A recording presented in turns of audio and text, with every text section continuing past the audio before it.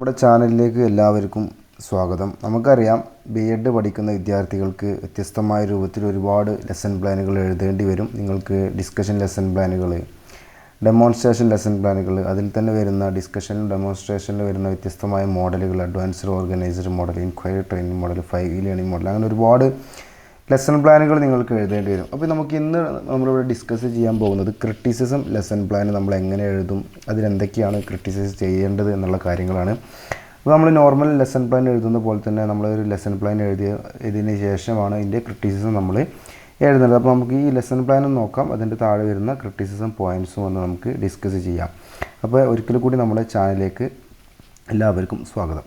അപ്പോൾ നമ്മൾ ആദ്യം വരുന്നത് നമ്മൾ നോർമൽ എഴുതുന്ന പോലെ തന്നെ പ്രിലിമിനറി ഡീറ്റെയിൽസ് കൊടുക്കണം.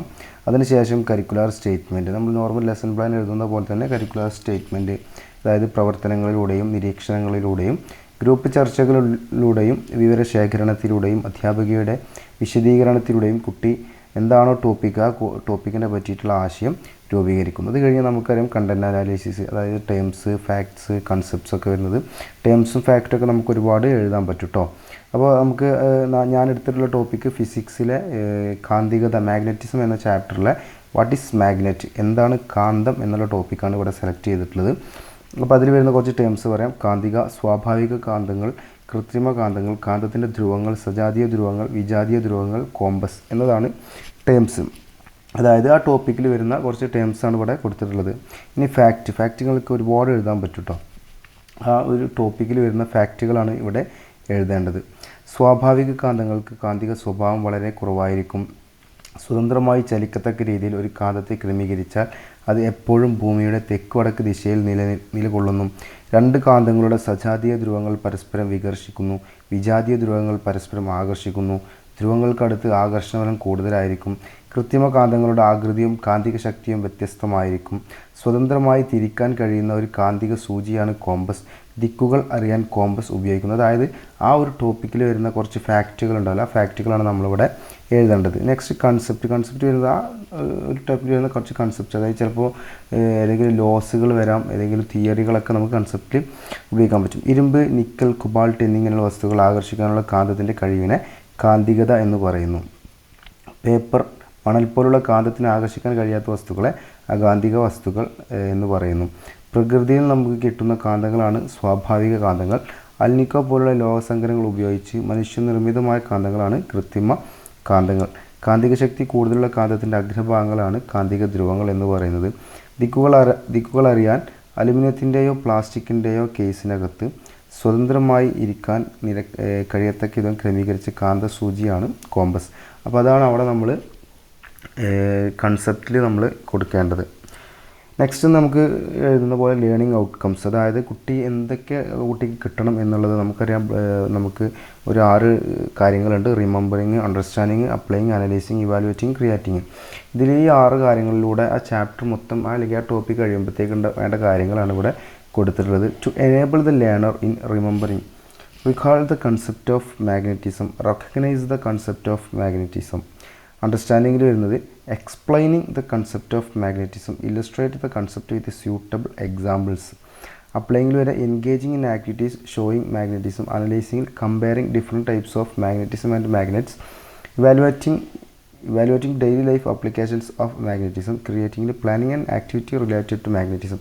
അതായത് ഇതിൽ ഈ റിമെമ്പറിങ്ങിലാണെങ്കിലും അണ്ടർസ്റ്റാൻഡിങ്ങിലാണെങ്കിലും ഈ വരുന്ന 6 കാര്യങ്ങളിൽ വരുന്നത് ആ കൺസെപ്റ്റിനെ ആദ്യം റീകാൾ ചെയ്യണം, റെക്കഗ്നൈസ് ചെയ്യണം.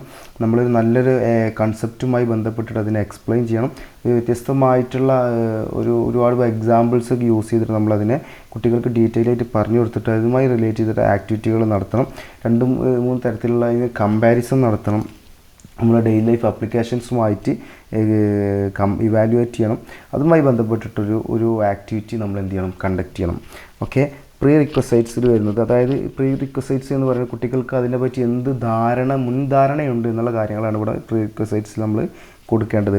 ഇരുമ്പ് കഷ്ണങ്ങളെ കാന്തം ആകർഷിക്കുമെന്ന് കുട്ടിക്ക് അറിയാം. അതായത് കുട്ടിക്ക് മുമ്പ് അറിയുന്ന കാര്യങ്ങളാണ് നമ്മളിപ്പോൾ ഈ പ്രീ റിക്വസൈറ്റ്സിൽ നമ്മൾ കൊടുക്കേണ്ടത്.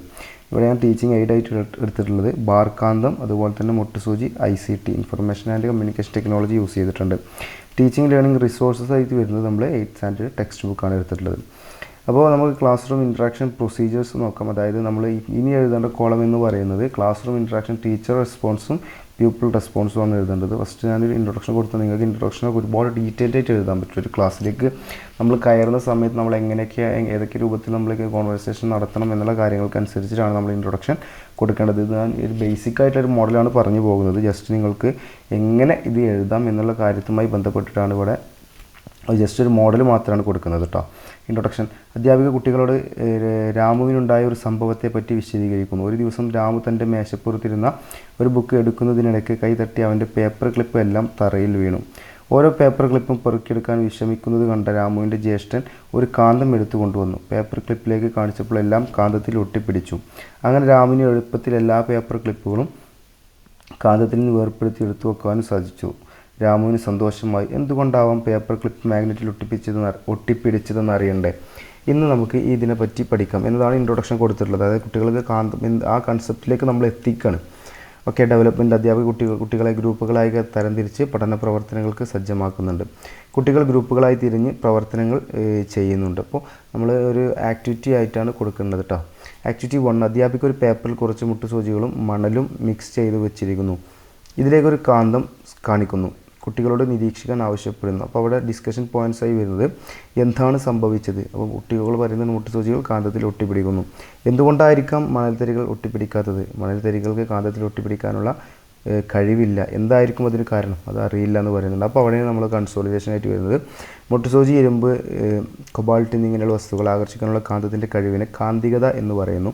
ഈ വസ്തുക്കളെ കാന്തിക വസ്തുക്കളെന്നും പേപ്പർ, മണൽ പോലുള്ള കാന്തത്തിന് ആകർഷിക്കാൻ കഴിയാത്ത വസ്തുക്കളെ അകാന്തിക വസ്തുക്കൾ എന്നും പറയുന്നു. നെക്സ്റ്റ് രണ്ടാമത്തെ ഒരു ക്വസ്റ്റ്യനിലേക്ക് വരുന്നത് അധ്യാപിക ഐസിയുടെ സഹായത്തോടെ പലതരം കാന്തങ്ങളുടെ ചിത്രം കാണിക്കുന്നു. കുട്ടികൾക്ക് വ്യത്യസ്തമായ രൂപത്തിലുള്ള പിക്ചേഴ്സ്, കുട്ടികൾക്ക് കാന്തവുമായി ബന്ധപ്പെട്ടുള്ള പിക്ചേഴ്സ് കുട്ടികളെ കാണിക്കുന്ന ഡിസ്കഷൻ പോയിൻറ്റ്സ് ആയിട്ട് കൊടുത്തുള്ളത്. പ്രകൃതിയിൽ നിന്ന് ലഭിക്കുന്ന കാന്തങ്ങൾ ഉണ്ടോ? അറിയില്ല. മനുഷ്യനിർമ്മിതമായ കാന്തങ്ങൾ ഉണ്ടോ? ഉണ്ട്. അപ്പോൾ കൺസോളിഡേഷനിൽ വരുന്നത് പ്രകൃതിയിൽ നിന്ന് നമുക്ക് കിട്ടുന്ന കാന്തങ്ങളെ സ്വാഭാവിക കാന്തങ്ങൾ എന്ന് പറയുന്നു. അൽനിക്കോ പോലുള്ള ലോഹസങ്കരങ്ങൾ ഉപയോഗിച്ച് മനുഷ്യനിർമ്മിതമായ കാന്തങ്ങളെ കൃത്രിമ കാന്തങ്ങൾ എന്നും പറയുന്നു. ആക്ടിവിറ്റി 3 വരുന്നത് അധ്യാപിക ഒരു ബാർ മാഗ്നറ്റ് കെട്ടി തൂക്കിയിടുന്നു. ഒരു കുട്ടിയെ വിളിച്ച് മറ്റൊരു ബാർ മാഗ്നറ്റ് അതിനടുത്തേക്ക് കാണിക്കാൻ ആവശ്യപ്പെടുന്നു. ഡിസ്കഷൻ പോയിൻറ്റ്സായി വരുന്നത് വ്യത്യസ്ത നിറത്തിലുള്ള അഗ്രങ്ങൾ തമ്മിൽ എന്തു സംഭവിക്കുന്നു? ആകർഷിക്കുന്നു. ഒരേ നിറത്തിലുള്ള അഗ്രങ്ങൾ തമ്മിലോ വികർഷിക്കുന്നു. കാന്തിക ശക്തി കൂടുതലുള്ളത് എവിടെയാണ്? അഗ്രഭാഗങ്ങളിൽ. കൺസോളിഡേഷനിൽ വരുന്നത് ഒരു ബാർ മാഗ്നറ്റിന് അല്ലെങ്കിൽ ഒരു ബാർ കാന്തത്തിന് 2 ധ്രുവങ്ങളാണുള്ളത്, നോർത്തും സൗത്തും. കാന്തിക ശക്തി കൂടുതലുള്ള കാന്തത്തിൻ്റെ അഗ്രഭാഗങ്ങളാണ് കാന്തിക ധ്രുവങ്ങൾ. വ്യത്യസ്ത ധ്രുവങ്ങൾ തമ്മിൽ ആകർഷിക്കുന്നതിനെ വിജാതീയ ധ്രുവങ്ങൾ എന്നും ഒരേപോലെയുള്ള ധ്രുവങ്ങൾ തമ്മിൽ വികർഷിക്കുന്നതിനെ സജാതീയ ധ്രുവങ്ങൾ എന്നും പറയുന്നു. ആക്ടിവിറ്റി 4. അധ്യാപിക ഐസിയുടെ സഹായത്തോടെ കോമ്പസിൻ്റെ ചിത്രം കാണിക്കുന്നു. കുട്ടികളെ കോമ്പസിൻ്റെ ചിത്രം കാണിക്കുന്നത് ഞാനിവിടെ പറഞ്ഞു പോകുന്നത് ജസ്റ്റ് മോഡൽ നിങ്ങൾക്ക് അറിയാൻ വേണ്ടി മാത്രം ലെസൺ പ്ലാൻ വായിച്ചു പോവുകയാണ് ചെയ്യുന്നത് കേട്ടോ. ഡിസ്കഷൻ പോയിൻറ്റ്സായി വരുന്നത് എന്തിനാണ് കോമ്പസ് ഉപയോഗിക്കുന്നത് നിങ്ങൾക്കറിയാമോ? ദിശ കണക്കാക്കാൻ. എങ്ങനെയാണ് ഇത് പ്രവർത്തിക്കുന്നതെന്ന് അറിയാമോ? ഇല്ല. അപ്പോൾ കൺസോളിഡേഷനായി വരുന്നത് അലുമിനിയത്തിൻ്റെയോ പ്ലാസ്റ്റിക്കിൻ്റെയോ കേസിനകത്ത് സ്വതന്ത്രമായി തിരിക്കാൻ കഴിയുന്ന വിധം ക്രമീകരിച്ച കാന്തസൂചിയാണ് കോമ്പസ്. നിരപ്പായ പ്രതലത്തിൽ വെച്ചാൽ അതിൻ്റെ കാന്തസൂചി വേഗത്തിൽ നിശ്ചലമാവുകയും തെക്കുവടക്ക് ദിശയിൽ നിലകൊള്ളുകയും ചെയ്യുന്നു. അങ്ങനെ ദിക്കുകൾ അറിയാൻ ഈ ഉപകരണം പ്രയോജനപ്പെടുത്തുന്നു. അപ്പോൾ റിവ്യൂ ക്വസ്റ്റ്യൻസായി വരുന്നത് എന്താണ് കാന്തികത? സ്വാഭാവിക കാന്തങ്ങളും കൃത്രിമ കാന്തങ്ങളും താരതമ്യം ചെയ്യുക. കാന്തിക ധ്രുവങ്ങളുടെ സവിശേഷതകൾ.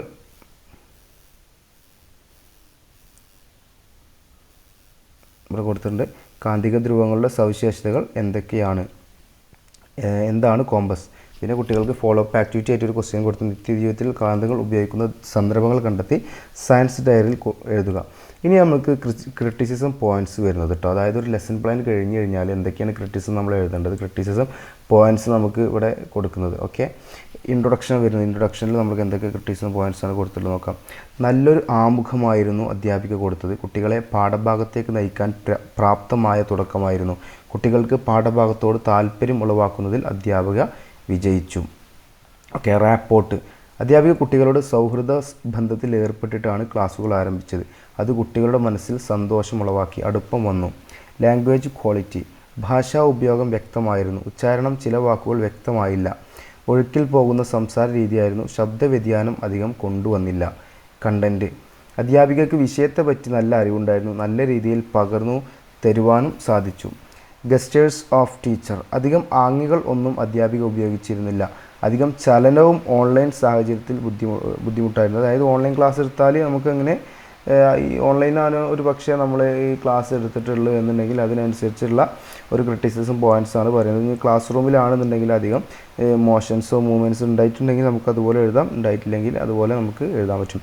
ആറ്റിറ്റ്യൂഡ് ഓഫ് ടീച്ചർ, ആത്മവിശ്വാസം അധ്യാപികക്കുണ്ടായിരുന്നു. ഉചിതമായ വസ്ത്രധാരണമായിരുന്നു, മുഖത്ത് പേടിയുണ്ടായിരുന്നില്ല.